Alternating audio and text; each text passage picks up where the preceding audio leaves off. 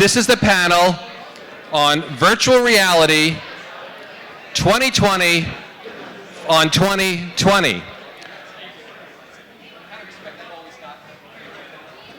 So before we get into the panel, want to thank our sponsor, GenArts, who is the creator of Sapphire VFX plugins, and they're a company that you all know. They value technological innovation in our field, and as part of the notes, GenArts wants to thank VES and the panelists for the opportunity to sponsor this panel. So, thank you to GenArts. Also, one of our other sponsors, Rotomaker, has these great giveaways in those purple bags. They want everyone to know they have enough for everyone. So make sure you stop by and get your purple bag that is from Rotomaker, and you will enjoy them. So for now, in order to get started on this panel about virtual reality, the discussion is something that our experts obviously are talking about it in so many different ways. Moderating the discussion today is Ted Schilowitz, who is a futurist at 20th Century Fox and a cinema evangelist for Barco. Here you go. Thank you. Hello. Hi, everyone. Welcome. By a show of hands, who's talked about VR today? That's pretty good, about 70%. I imagine all of you guys have. So by way of very full disclosure here, I am very good friends with everybody on this panel. I am actively working with everybody on this panel in some fashion on some project. These five gentlemen are all a group of Lewis and Clarks in the business. They are all pioneers. They all have some arrows in their back, I can guarantee you, from the pioneering efforts that they've been doing.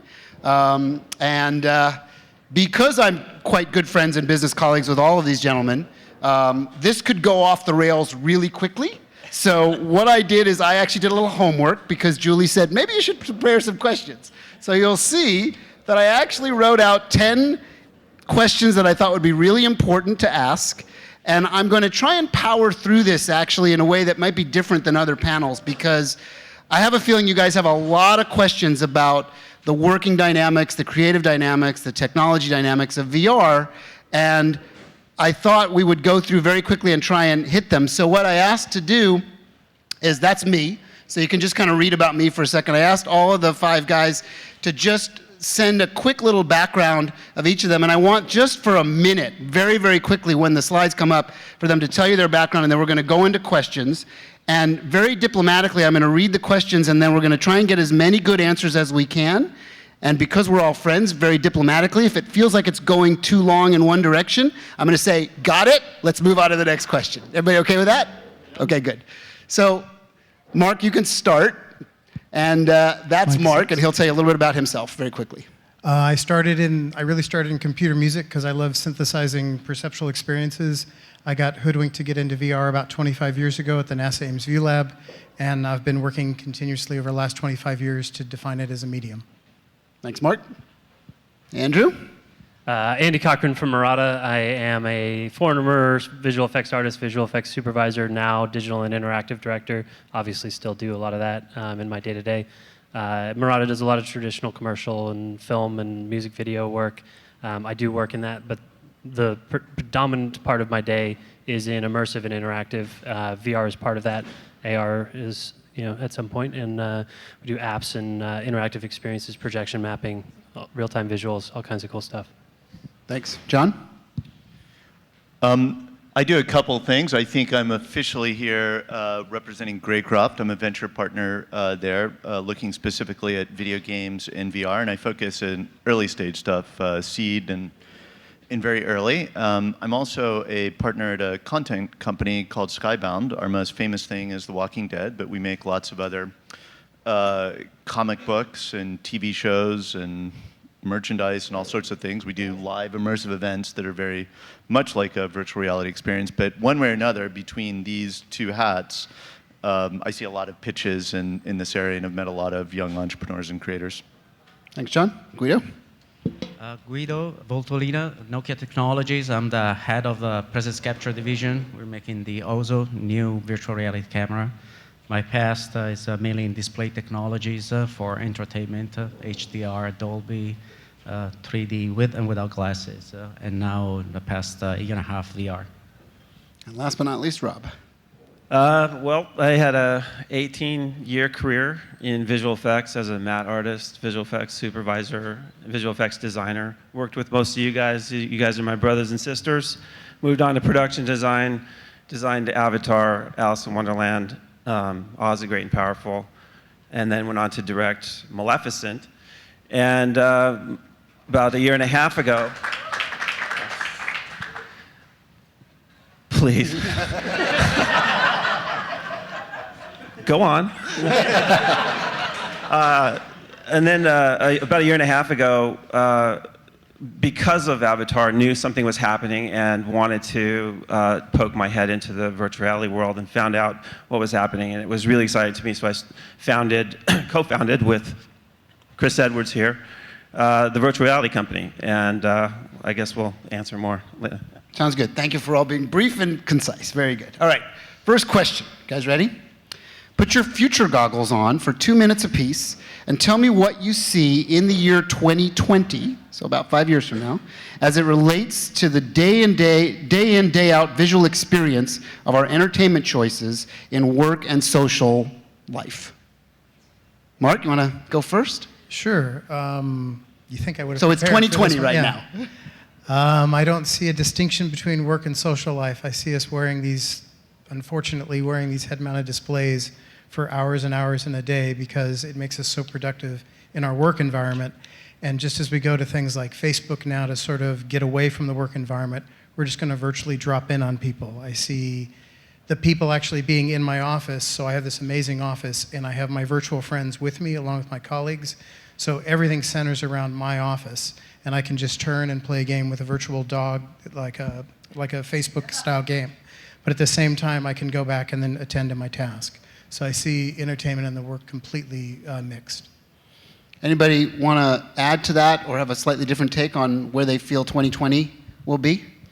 I agree with all that, but I think 5 years from now we're going to see basically VR will be at a point of mass adoption, whatever that means, be it mobile, be it home scale, be it amusement park style, or all of the above.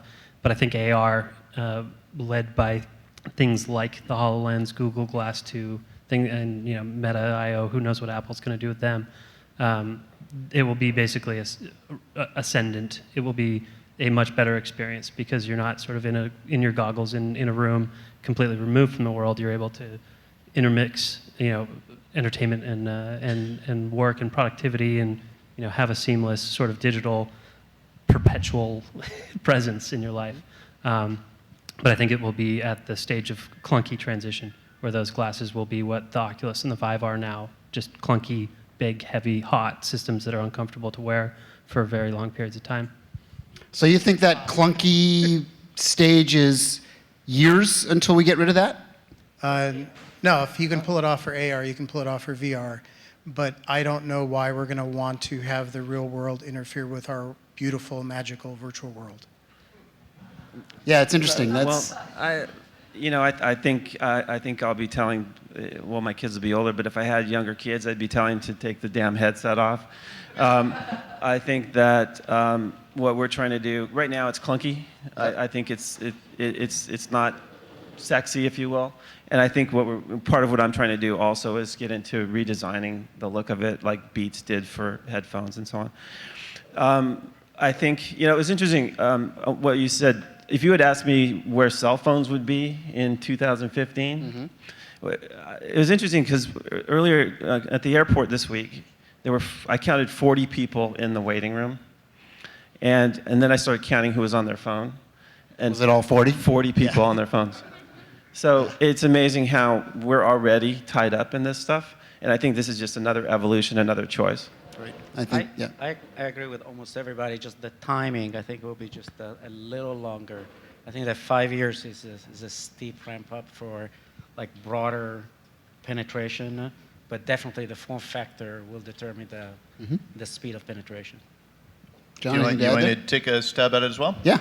So I'll start with a caveat that I love all this stuff, but I actually do think it's a slower adoption cycle. I think people adopt new ways of interacting with the world more slowly than people inside the industry hope, and we're still in the experimental phase. And just to give you an example, well, to use the telephone as an example, there's a long history of using the phone. It's a mission-critical device that people get the phone, and then because chips and screens and whatnot become cheaper, they start to experiment with smartphone applications. And if you look at how the game industry, how the console adoption progressed, it was, the first Xbox and PlayStations really sold because they were a double up. You get your DVD player, and the next generation allowed you to get your Blu-ray player. And then by the time that this generation of devices came out, there are enough people that liked it that it surprised everyone that the installed base now is even larger. So I think, it may take past 2020, and for people in this room, it's going to take some experimentation to create those killer must-have applications that drive mass adoption. Good. Okay, so I'm going to jump around a little bit based on those answers. So I'm going to go to question 5 here, and then I'll go backwards. Let's talk about business models and the potential of all these new mediums that we're all diving into. Do you think they'll replace current entertainment choices, or will they enhance them and add to the sort of overall market cap of entertainment? How much of the world that we live in and the tools that we use currently do you think are simply going to disappear when more immersive tools start to enter the marketplace? I don't think any will disappear. Hold the mic closer to Sorry, you. any will disappear. The VR is like an additional element that people might enjoy, be complementary. For some, can substitute it, but in the big business, this is like your production still going on. If it's a TV show, it's a TV show. It's a movie, and then this will be just an additional product that you generate out of your current production. Does anybody disagree with that or have a slightly different view on that? I don't disagree necessarily, but the human being only has so much time in their life, and media and entertainment and work consume a large share of that. VR is going to take a certain share away from other mediums that are currently being enjoyed. But because, to Mark's point, it has the ability to blur the line between work and entertainment and become a seamless transition or a seamless space where both can be done, it has a possibility to sort of have a large share of humans' time without actually hurting any of the other older mediums, whereas smartphones have definitely hurt theater attendance, things like that, and the internet has absolutely hurt television. There's a possibility that VR might be able to essentially expand into a new market of eye time and actually... Yeah, that's kind of where I'm going. Do you want to add something to that?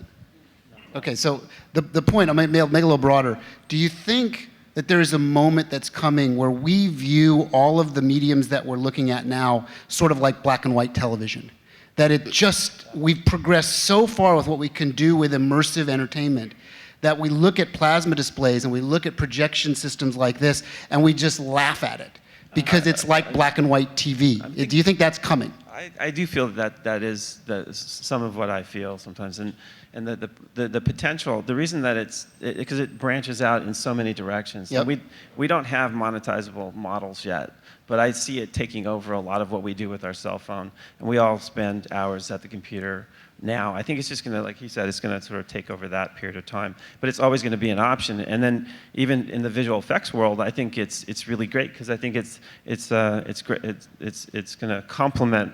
It's going to be a way that visual effects have another outlet. So hopefully provide more jobs for visual effects people. Right. I think that one of the major changes is we grow up with a picture being a rectangle, 16 by 9, 4 by 3, but picture or video is a rectangle, and the new generation will laugh if you show them a video that is not panable, at least panable, left and right, up and down. Now, if you consume that with the VR or not, that's depending on the device, depending on where you are, you want to be isolated or not. But I think that fundamentally in the coming year, as they expect to touch a screen and zoom an image, the new generation, 4 or 5 years old, they will look even at TV and say, I want to go left and right, and there's no reason why I shouldn't. Yeah. So for Andy and Rob, probably initially, and then everybody else can dive in, since we're at a VFX conference, obviously the visual world that we create within virtual reality and augmented reality is going to be a big part of that, those fantasy worlds. But the knowledge that we all have that we have to now create these worlds at 11 milliseconds or lower per eye, as opposed to the kind of worlds you guys craft in at Murata and at your worlds, where you can have many, many hours of cycling something to then get a finished version up and on the screen. What do you think, where do you think we are now? Where do you think has to change within the next 5 years with the tool sets we're working on now to make this dream a reality, to actually make it happen? Well, I mean, I don't sort of, I'm not on the tech side so much, but I can only point out, like when we were doing Avatar, for instance, the first year of Avatar was, and Brad Neal back then, the first year was very rudimentary and very simple, but by the time we finished, it had advanced so far that we almost had to go back and sort of assess what we had done. And just in several years, the technology is just exponentially just growing. And there's so many things in place right now that I just see. I kind of believe in 2020 being sort of. You think we'll be okay? I think it's going to advance faster than I do too. Andy, do you have a thought on that? A lot. I think VR is potentially the saving grace of most of the people in this room. A lot of our, I came from VFX, and I don't know very many people that are still working in VFX in Los Angeles. They've all quit the business or moved to Canada. And VR cannot exist without our minds, very specifically. It can exist without the directors that exist today, the producers that exist today, the editors, even the DPs. It cannot exist without visual effects artists because it requires at least pre-rendered VR, immersive cinema, so live action and CG.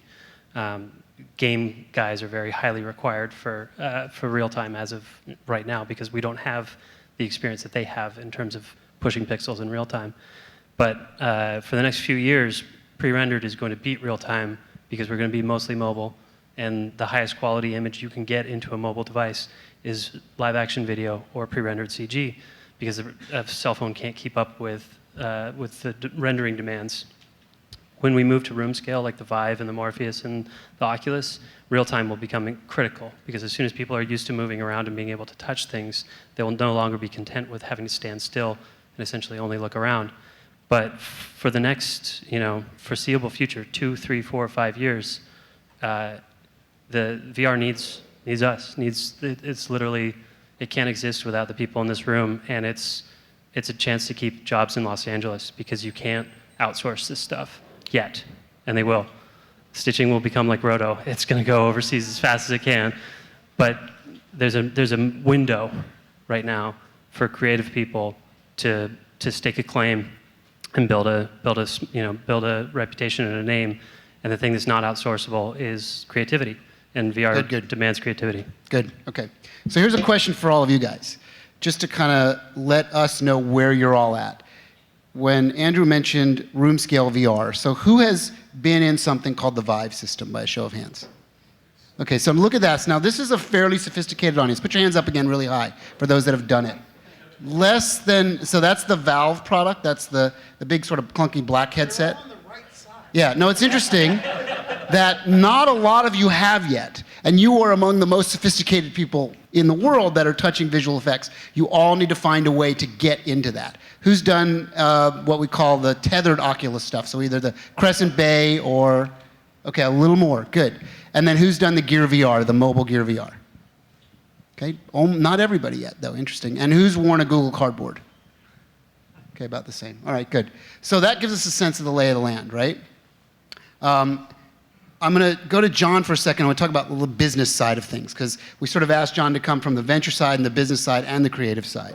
So here's the question. Do you think there's a danger in the give it away for free for now and try and get people hooked on this new entertainment medium down the road and make money from them then? Or do you think we're better off trying to find models to monetize content in the near term, more like the platform game guys have done? So do you think we'll be making money in VR And how soon will we, and what's sort of the model that needs to take place to do it? Then anybody else can answer after John, but let's let John go Sure. first. So I think, I can't remember if we've discussed this sort of thing, but I'm a huge fan of premium. I hate this free-to-play shit. And I think that you make cool stuff, you charge money for it. And so everybody in this room should be a real hawk about that. And so the real challenge is to make cool stuff. And then the game industry has proven for decades that people will not just pay small amounts of money, they'll pay 5 times as much as what they'll pay to go to the movie theater. Right. Anybody else want to add to that? Or I think that probably covers it, but unless anybody wants to add something to that. I disagree, actually, a tiny bit. The analogy would be if you were exclusively focused on high-end theatrical content. You just want to make IMAX stereo, big tentpole stuff, but nobody in America has access to a movie theater to enjoy that. So we're in a period right now in VR where the consumers don't know about it for the vast majority, so they don't know they want it. And if they do know about it and they want it, most of them don't know how to get it. There's only millions of cardboards, and there's billions of humans. So I think, I agree, I can't wait till there's an audience that we can charge, but I don't think that we're there yet. We're where internet video was a decade ago in the 2005, 2006, where there is no back end for internet video because nobody's consuming it. And so I think VR, we're pushing towards adoption, not monetization, which is what internet video had to do. Well, okay. So Fist fight. Yeah, go. No, it's Good. not I like it. Drama. It's not a fist fight at all. It's more that look, I think there's some structural things that are happening that if you've been involved in VR for years and years, you remember like the early stages of it, that it just couldn't come together. Now there's a whole sort of virtuous conspiracy of chip makers, screen makers, all these sort of things, that they're all finally coming together and they want these devices to happen. And finally, Samsung woke up and dropped the price of their unit, which is going to create adoption. So I think that one way or another, the content makers can't guarantee adoption of these hardware platforms, but there's enough. So we'll find out in just a few months. But if there's any level of adoption, let's say there are low projections and we have a couple million units out there, keep in mind that those 2 million users are going to feel really stupid if they don't get any content for those things because they've spent money on the hardware. And once you have that in place, then they're ready to spend money, and you need to train them to spend money. I would agree. I think nobody's going to buy anything unless it's compelling. And what we've seen are just a bunch of circus acts, up to this point. For now, yeah. And I think what we're trying to do, and with what we're trying to do with our company, is create content that people will actually want to buy, whether that's VR storytelling or the best photography, a concert, whatever it is. So I think that the model's in place. I mean, we have iTunes, we have things that people know how to download and pay for things. Yep. That's in place. There's billions of phones. The viewing system's in place. There'll be Oculus and Vive in every house like Xbox. I believe that. Yeah, Mark. So you get what you pay for, and that's going to be true in VR. So first of all, VR in the industrial world has been selling great because people could pay $100,000 to $1 million to do it. I made a good living doing that, but they had the money to pay for it. In the consumer market, we're now getting everything coming together. But we have to be really careful because there's a lot of experimentation that has to happen with the medium, and a lot of that's going to be crap results. But people are going to get that stuff for free, and some of it's going to be good and not. But one thing to point out is it's really expensive to make a complex, compelling virtual world. You got to make the whole movie special effects, and then you have to make it live, and you have to let the person go anywhere. So it's a very expensive proposition. And we've gone from games proved, okay, it costs a lot, so we have to charge a lot, and if it works, if we can make it compelling enough, they'll pay $50 a title. I think the same is going to be true in VR, and we have to charge a lot for it, but you guys are going to have to make worlds that are worth a lot. So just to sort of set the stage now, to give you a little timing sort of understanding, the next sort of 6 months of our lives are going to be the next big learning experiment, because the tethered platforms are roughly going to come out within Q1, Q2, maybe drifting into Q3 next year. So by show of hands, when those come out from this audience, who would be willing to pay $1,000 to $2,000 for a computer and then maybe up to $1,000 for a headset right now? So look at that. Interesting, right? So what do you think? Go ahead. Is that people that want to develop content on them, or is that people that will do that just for fun? Because I think this crowd is content I'm asking creators. as a consumer. So you guys are all going to get them because you're going to work in the business, right? But you think as a consumer, the price point needs to be much, much lower than that, it seems like. So do you guys have comments on that? Well, I think the first introduction, well, there's a few things going for VR that weren't there in the past. One is you have gamers who are going to get this and go crazy with it. That's going to get some buzz. But you also, the first round of the 3 degrees of freedom, just the mobile version of things, is going to be the next. Once my daughter gets to see her favorite pop star right here, and it's game over. It's over. Right. Yeah. Yeah, I agree. Yeah. Yeah, I mean, the price point, of course, $2,000 is not accessible to everybody. But again, is what is compelling. And if you're a fan of a rock star or sports or whatever, and suddenly you can experience that only that way, where you feel the only person in front of that person, $5 for that experience is nothing. Okay, so this will be a little more of a theoretical question, which I think will be interesting to hear from you guys. So how do you think the VFX industry, the CG industry, the cinematography industry, in terms of you're working on a camera, need to evolve in the next 5 years to allow the work that needs to be created to actually be successful in this medium? What needs to happen within these areas of pursuit to actually, within this next 5-year period, the tools that you're using now, would you say that they're capable, incapable? Do you think that, how much more needs to change and how quickly can it change based on your understanding of the world to make it viable? I mean, the workflow is developing as we speak. Every production is different in time or in genre, in everything. So, I mean, what it has to happen is make it more efficient so that people can exchange files and do, But that's no different than, and so on. But even just the basic workflow is and that's still no different developing. than the logic of how we developed initially into that digital age of using tools, and then suddenly everything got very easy, right? Are we on that same curve with VR? Do we feel confident that that's going to happen?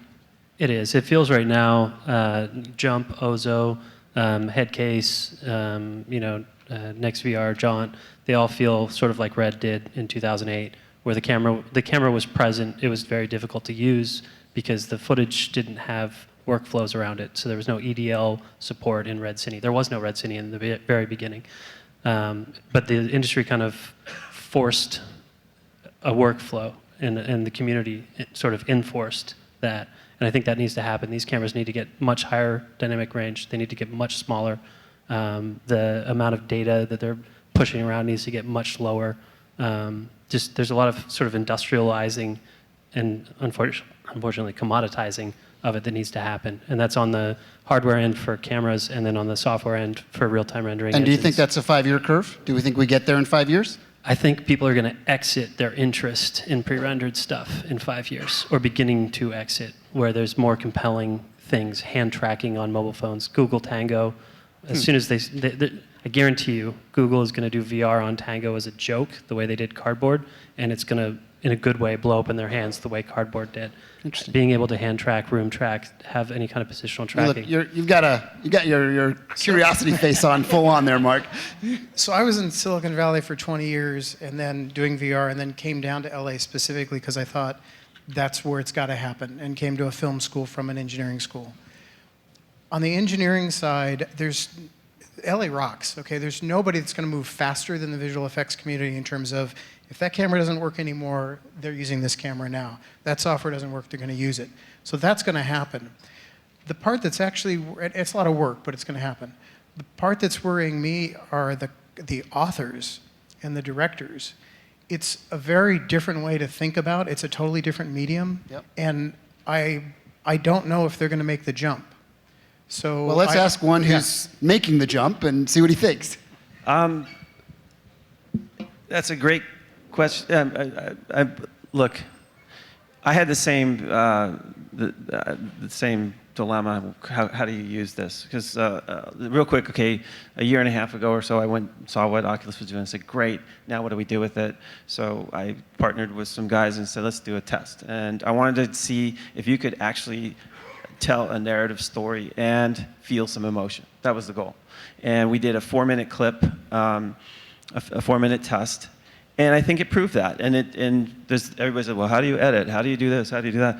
You come up with clever ways, and you transition through things in different ways. But that's where creativity meets the tech. That's why the tech needs creative people, is to come up with those solutions. And I'm finding it actually fairly easy. Right. So that should lead into, let's sort of do a little, not self-promotion so much, but just sort of discussion of the current projects you're working on. If there's one thing that you guys all want to mention that has piqued your interest right now, that it doesn't have to even be your project, something that you think is impressive and worth this outside world looking at, even small outside world, but outside world looking at, that they should know about, or talk about one of your current projects that you're working on that you're proud of or impressed with, either the technology or the storytelling or something. So you want to start? Who wants to start? I'm excited about Otoy. I'm excited about light field rendering. I think it's going to be a good bridge between the VFX minds and the game minds that we all sort of kind of have to go towards in terms of doing room scale. You might just give them very briefly, because they're probably, what's Otoy? If you don't know, Octane Render from Otoy. 2 years ago at SIGGRAPH they announced, I think they call it holographic pixel rendering, but it's light field rendering. And I think light field rendering is reasonably well known, and actually, there's people that have built it in Unity, so it's not that crazy of a technology. But we're slowly moving towards light field capture. Lytro is a baby step. Yeah, the Lytro guys were here. I saw theirs. Oh, the Lytro's here. Awesome, Yeah. you guys rock.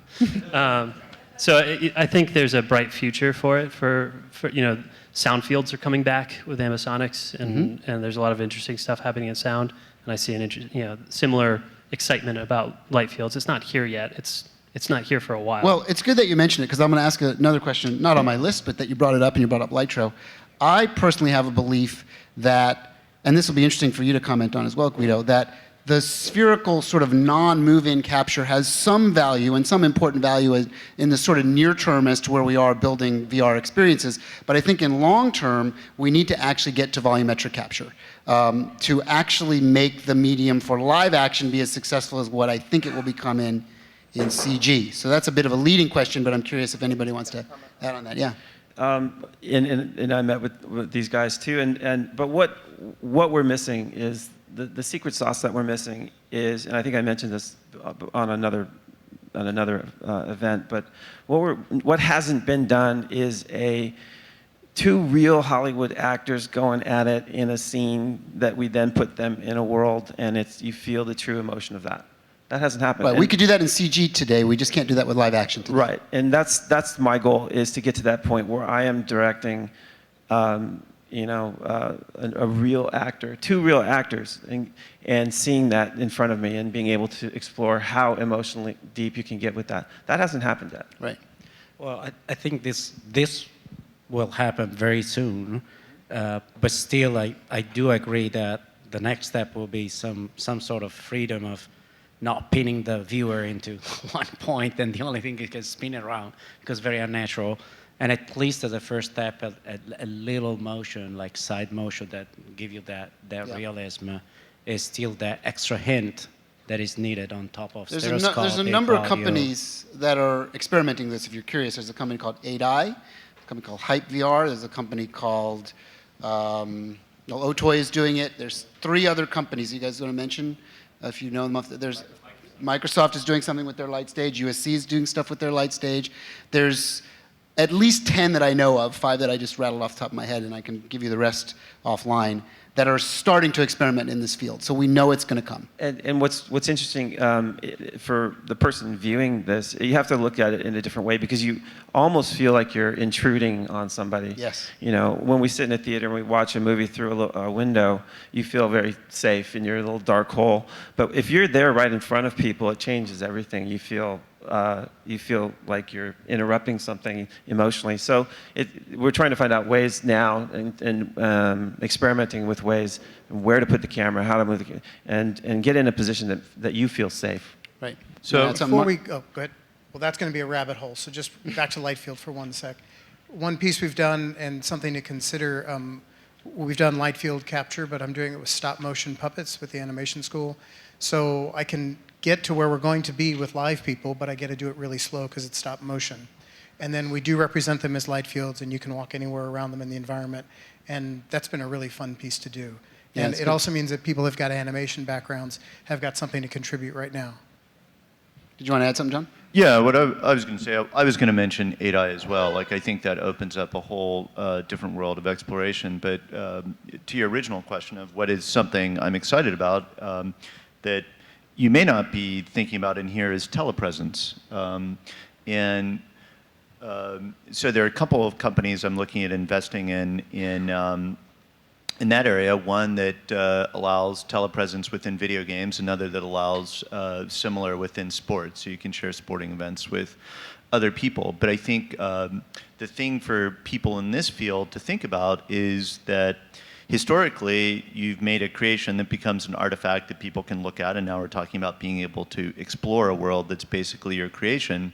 But you may be also creating environments for people to explore together, and it's really that interaction with each other that creates a very unique experience that's very different from a scripted narrative. Yeah, and I can tell you in my lab rat mode, I'm doing that on a regular basis now. I'm in this viral world of something called VR Chat, which is just this bunch of kids that put this thing together. And if you've read Ready Player One, who's read Ready Player One? Everybody should read it if you're in this room. I'm actually living that. Last night I did VR karaoke for 2 hours, swear to God. It's just like real karaoke, it's just as creepy and ridiculous. 2 weeks before, I spent 4 hours with them all in a virtual talk show. So this stuff is most definitely happening. So I watched a Premier League game where I was able to not only change the camera angles and go on the field and whatnot, but talk with other friends. And it was, It's pretty compelling stuff. It's really interesting stuff. It was a completely transformative sports experience, and I'm not a sports guy. But So it's good stuff. Guido, do you want to mention any of the projects? I don't know what you can talk about that's not secret right now, but that might be coming from your early testing. And then Rob, maybe you want to mention a little bit about the project that we've been working on. Definitely, the Ozo camera allow you to see inside the camera and live. So the directing, as you're referring to, of the actors that are in front of the camera can be done just in real time. And then, of course, it will be up to you to look at with the goggles or with the monitor. So that part solve at least the problem of shooting, not knowing what is happening, and then stitching together and then watching it later. So that's a part that we solve as a small problem, as well the spatial audio that is more for not for post-produce segments, but more for live reporting or news and so on. Yeah, I mean, what's interesting about this is the form factor and the fact that it's purpose-built. So if you want to learn more about that, just Google the word Ozo, and you'll find a lot. Do you want to mention about the project we're working on? Well, Ted and I are completing a 15-minute experience from the film The Martian. So it's basically a narrative story. It's storytelling of the film itself, but it's also semi-interactive, which has really been a fun process, I think. I think people will really get a kick out of it. I also think it's the most complex thing that's been done today. But, and then other things that we're doing.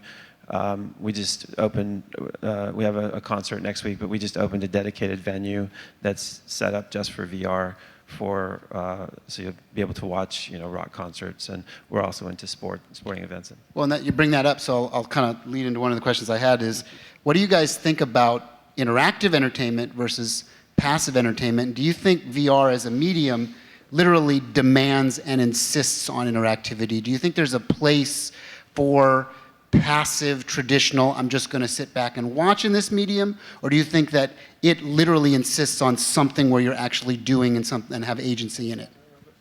There's been a weird you're almost, it's being blurred between cinema and gaming right now. Yep. And we ran into that Yep. issue. But I think when I go to the movies, sometimes I just want to watch it unfold in front of me. I don't want to participate. If I want to participate, I go home and play a video game. Right. So I think there will always be those choices. Yeah. Anybody I else? think, yeah, both. I mean, to me, both. And again, it has to be compelling content. It's not like both means low quality content.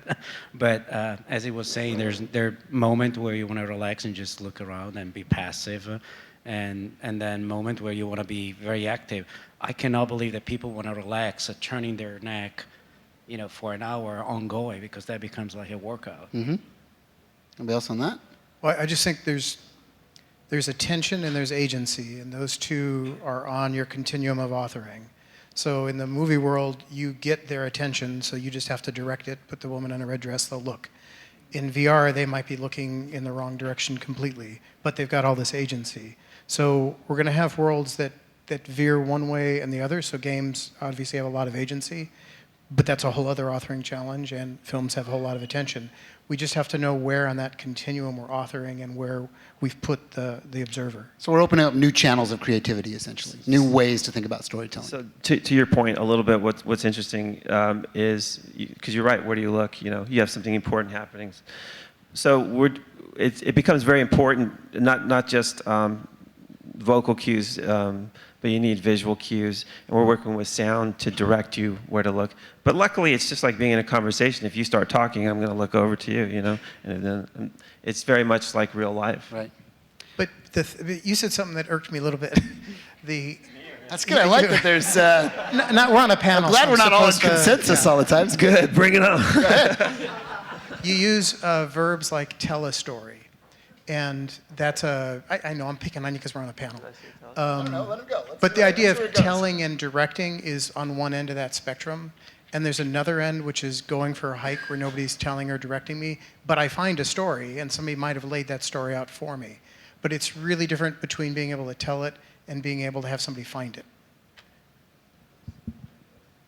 I want to agree Yeah? with that. We've been starting to use terms like immersive cinema, immersive video, interactive spherical video, and avoiding terms like VR when talking about a lot of the stuff that we are making and that a lot of the community is making. Because the term virtual reality indicates a certain amount of replacing the human, their own experience, or with a virtual version. And that demands a certain level of agency, is a common term for it, but interactivity. Just some form of being able to touch it and do the things as a human you want to do. If you can't do those, if you can't move, all you can do is look around. You can't speak back to people. They don't care about you. Then that's not virtual reality. That's being invited to be ignored for 5 minutes. Yeah. And so that's I think it's important to understand that we are on a continuum and we are on a march towards virtual reality. But virtual reality, you had asked, what happens to the old minds, the directors and the producers? Can they transition? Only if they're interested in telling the type of stories that virtual reality is tailored towards. If they want to we get directors all the time asking us, like, what's a medium shot? Tell me, blah, blah, blah. It's like, you're screwed because you're trying to jam your style of telling stories into a medium that is about experiencing things. Yeah, And Look, okay. I know it's different, but for instance, how do you direct a Broadway play? theater and film and VR are no, what you do is mediums. you don't put the audience member on the stage with the cast. You keep back to a point where you can view it but not participate. Has anybody here seen Sleep No More in New York? Anybody? I'm the only one. A few of you have. So It's fantastic, yeah. Yeah, it's fantastic, and so we become very good at Skybound. We've become very good friends with the creator, who started his career as a modern dance guy. But I think the difference of it's basically he's got a 4-story building that he's set up as he calls it the McKittrick Hotel, and he's telling the story of, it's kind of a cross between Rebecca and Macbeth. And you can explore this whole building, and then the actors come in and out, and they do whatever. Yeah, it's a non-linear play. It's completely... It's a virtual reality. It's a non-linear play, yet But there's a story that gets told. everybody somehow gets Manages to to all get the through it. touch points and then somehow gets the finale right. before it ends. It's very clever how he stages it. And so I guess the distinction is experience design versus narrative design, and not everybody's going to get the same experience. Right. And it is absolutely one of the touch points that I refer to as Sleep No More, and I also refer to traditional theater a lot in terms of directed story without cinematic story, which is different. So we kind of covered that well. What you could have thrown Oh, back at hold me, on. I'm realizing Maybe now- not. No. Is that's great, Mark. What does that mean? And I don't know. Yeah. That's great, Mark. What do you mean? Yeah. All right, good. No, We'll talk it offline. Good.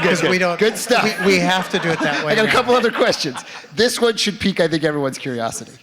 So, the VFX industry has been under such intense budget pressure just to deliver a single screen at 2K, right? And now we're moving to 4K. And as we start to move to more immersive experiences where the screen is all around you in 360 and has to deliver a whole nother level of VFX quality and VFX interactivity, how do you keep up? And maybe this is a question you guys will answer, but something to think about and talk about for the rest of the day. How do you guys keep up with an industry that's moving very fast, and you're already challenged with the industry from the past that is much more restricted than what's going to happen in the industry of the future? So any thoughts on that? Quick thought there. I don't think it'll fall off a cliff. There's a legacy industry that will work for a long time. There are people 40 or 50 and over that are not going to be running out to buy virtual and augmented reality headsets right away. And there's a whole career there still. I think the real issue is, as creators, you have to make some decisions about where you want to spend your time. And just a pitch for the LA ecosystem, this is probably the best place right now. There's now starting to be a real infrastructure of venture capital firms like Graycroft that are looking at this area. There are a bunch of successful startups that will, exit and create wealth, and new startups, just as happened in Silicon Valley. And there's an amazing creative infrastructure that Silicon Valley and other places don't have. So, as professionals, you'll need to choose which, the legacy stuff or some of the new stuff where you want to spend your time. Okay. You want to add something? Well, I think even Nuke is now dealing with compositing and 3D. I mean, everybody, compositors will have a place to go. But more importantly, it reminds me a little bit of sort of when I used to do traditional matte painting, and then the computer came, and I thought, oh my God, I'm dead, right? But what happened is that you not make that thing work to its best ability unless you brought the creative people in. Still need the underlying talent. Yeah, it was a symbiotic relationship that worked. The tech guys are not going to take over the world, right, and the creative guys are not going to take over the world. So everybody's okay. Yeah, no, it's clear that the Silicon Valley money is being invested here right now. Yeah, actually, it's interesting you brought that up because that's a question that I had. So here's the question: there's a lot of money that's being poured into AR and VR right now. A lot of money, right? Do you think this trend's going to continue? How long do you think it's going to continue? Is it going to go over the cliff? Is there a VR bubble like there was the internet bubble? And are we going to come out of it a little more sober, a little more realistic about the curve into this thing? Do we think that it's all fairly artificial right now, what's happening? And is there a more organic future that's going to come out the other side? I mean, there will be mistakes, there will be money wasted, and we all learn out of that. So, and there will be beliefs that we have today that are completely wrong. Yeah. Well, Mark, you've touched it for almost happen. 30 years now, right? So you have some cycles on this thing, right? I am the worst person in the world to ask. I thought it was all going to be done about 30 years 25 ago. years ago. It's the beauty again of LA and the venture capital community is the ability to bet on 10 and only need 1 or 2 to win. So we're going to have 8 that don't, but we're going to have 1 or 2 that blow us away. That's good. I can actually bridge your last 2 questions together into one thing. We need everybody to be logical, insane, and realistic about things. And I say that I say that because we all got to leave right now, but okay. It's human beings. It's not going to happen. But here's the threat to VR and to visual effects that is getting into VR and is required. Everybody's underbidding. Everybody's coming in, like people are coming to us with, so they come to us with a 2K 2-minute long piece for film. Yep. And then somehow expect that they can quadruple the resolution to 4K, make it stereo, make it spherical, add spatial audio, add This CG, is where I wanted to get to, yes. add visual effects, and ask us to make an interactive app with all of the design and the menus of it, and release it and support it for months For after it $3 comes a out. bag of nuts, right? And Yeah. that will be cheaper. Yeah. So we're being asked to take 1 + 1 + 1 + 1 and have it be 1. And there's people that are saying, okay, we'll do that. We will eat the cost. Like there's some very big shops in town that have eaten hundreds of thousands of dollars to just get into VR. And because of that, that client now has a really effed up understanding of how expensive and hard and time consuming this is. Yeah, that's a good point. And hold the line, hold the line. we have to hold the line. We have to be realistic with budgeting and scheduling these things. They take longer, they're more expensive, it's harder. And all we're doing is we're burning people when we underbid and underschedule. How are we doing on time? 5 more minutes. All right, I got 2 more questions. And then I'll maybe do some Q&A if there's time. So, who here has been nauseous in VR? Oh, everyone that's done it. Well, there you go. Okay. So, Who's in been terms- nauseous in a car? Who's been nauseous in a car, right, good point. So in terms of some of the technology and some of the storytelling ability that we're all learning, what steps do you think are being taken and will be taken in the future to at least alleviate, if not eliminate, the challenge of what we call VR sickness or VR nausea? Anybody want to grab There's that? so many aspects of it. I mean, it's the device you're watching, the content. There's like multiple elements because you can have a great piece that is working fantastic with one device, and then on another device it doesn't work. Sure. So I think that will just evolve. So you think technology and time will take care of that problem? Well, I take think care both. to a certain extent. I mean, there's still some rules that Well, you have to stay with. There are rules. We've all had bad experience. We're all trying to figure out what that secret sauce is, Yep. you know. And I've done a thing where you're moving and nobody's ever got nauseous. I've done things where you just tilt your head and you get nauseous. Right. So we're trying to figure all that out. And I think the tech will get better, shutters and whatever else. That Mark, do you believe that in this evolution? There's no reason people have to get sick. And the hardware that's coming out now with bad hardware there was, but there's good enough hardware coming out. So now it's just up to content providers to make sure we don't. That rule number 1 is tilting, right? There's a well-known effect. If you tilt about 20 degrees at 0.3 hertz, you will get sick. So don't do that. Right. But I still believe that, you know, for some people it's like a car. Some people got car sick and some people Sure. don't car sick. Some people Everyone has get different No, I don't nauseous, think so I don't don't think have- it's inherent. I No. don't think they have to get sick. You think that there's a curve where you curve There's out a of reason the you get safety sick zone? in a car. What you see and what your inner ear is telling you is different. We don't ever have to have that be true in a virtual world. the one thing it's like being on a boat. But the one thing is that I never do anything. You just have to keep a level and let the person do that because otherwise that's where you get seasick. So there's a good little tip for you guys. We're all dealing with this every day. Okay, last question.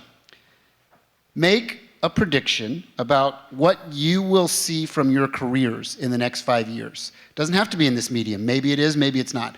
But if we're talking about 2020, right, we're wrapping up with 2020. So think about where you might be in the next 5 years, what you might be doing, what your career curve might look like, and give us a little glimpse at your future. It's a tough one. Come on, Mark. No? All right. Mark says no. Rob's ready to say something. Hold on. I don't know.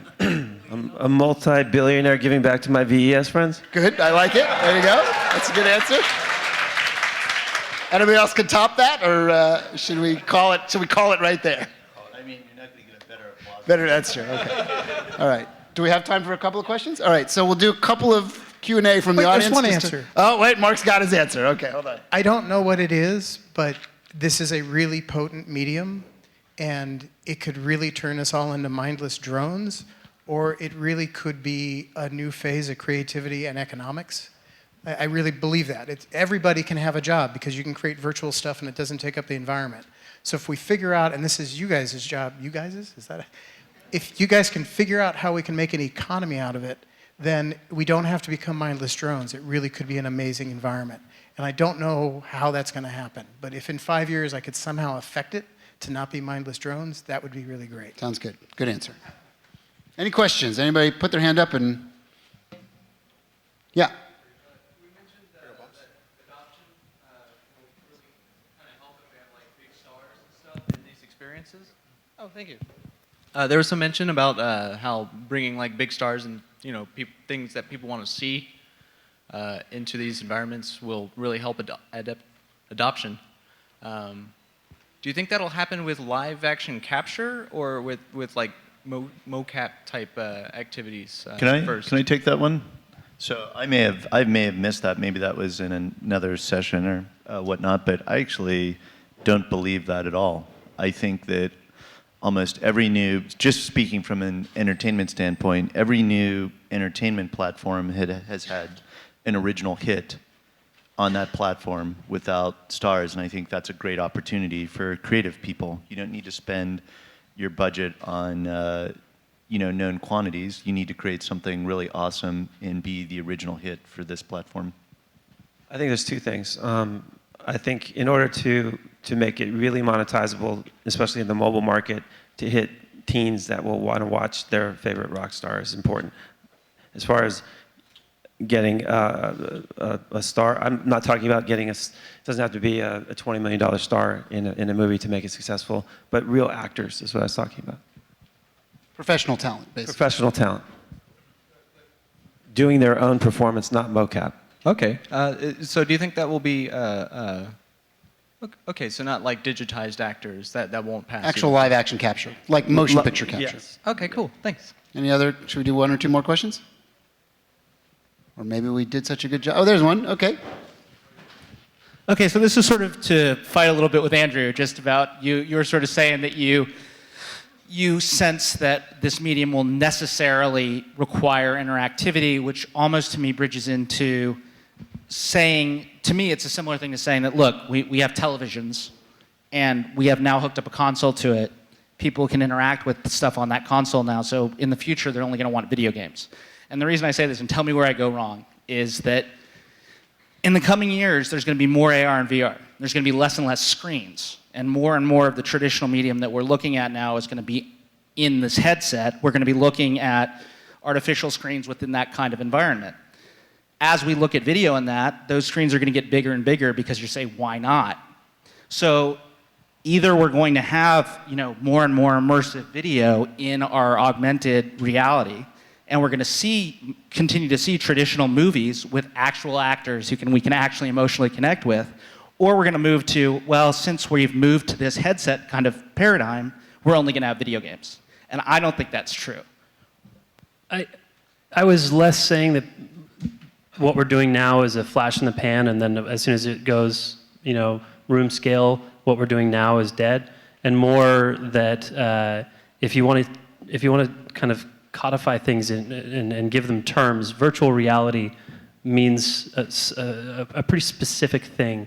Right. And what we're doing now doesn't necessarily fit into that. It's not a virtual reality, a lot of the stuff that we're doing, because it's a video. It's a spherical video, and you're always aware of that. The bottom line is semantics are important, and how you describe something actually will dictate how people think about what that experience will be. It's very correct. Yeah, and I don't like getting into pissing matches and fights with people like Palmer Luckey over poisoning wells and what is VR, true VR. And it's pathetic what everyone's doing right now with AR and MR. They've invented this term MR essentially to get away from the stigma of AR. It's AR. There's no such damn thing as MR. So everyone's kind of doing these like little halfway things. Mark's going to disagree because he's the MXR, the mixed reality lab. No, but in terms of what people are referring to as AR versus MR, it's a very fuzzy marketing BS that's happening right now.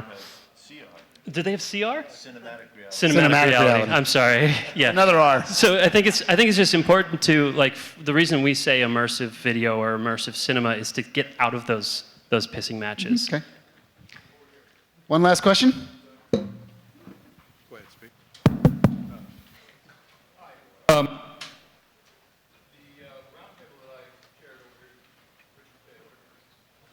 Just yell really loud, Richard. The mic's not working. Can you hear me now? Yeah. Okay, my roundtable was immersed.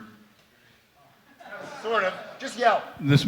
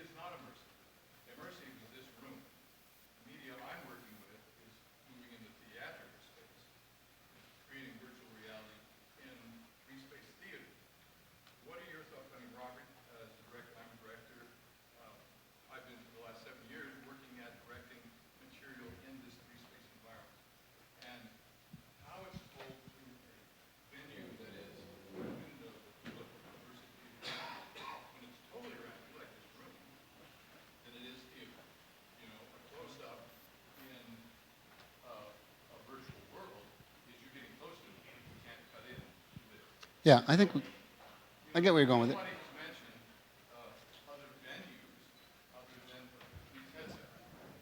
I think location-based entertainments are going to be a huge way this is popularized. There's a company called VR Studios in Seattle that's starting to bring stuff to Dave & Buster's, but I think there's an opportunity both low and high in terms of the sort of artistic spectrum, and people will really dig experiences that they can explore physically. Well, and yeah, I agree. I'll close it out, and then I let you guys go on to your next thing. One of the things I think about in my world is that we talk about headsets a lot now because there's sort of a nuclear hotspot around the idea that we can put it on our face and we can move around and we can suck in an immersive world that way. But that is just one way to look at immersive technology, and it's not the only way by far.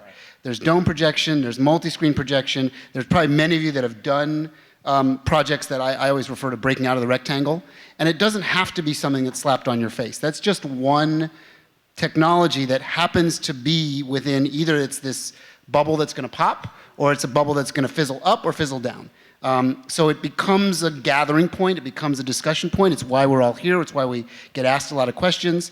Theme park cinema has been around for a long time, and it's a successful, very established medium that's always sort of undergoing change. And we're actually seeing that the virtual reality part of this is helping that along, is actually teaching people that there are other ways to explore the medium around them. So there's a bright, brave future in front of all of us, I would think, and it's not just in front of us. We'll leave it at that. Thanks, everybody.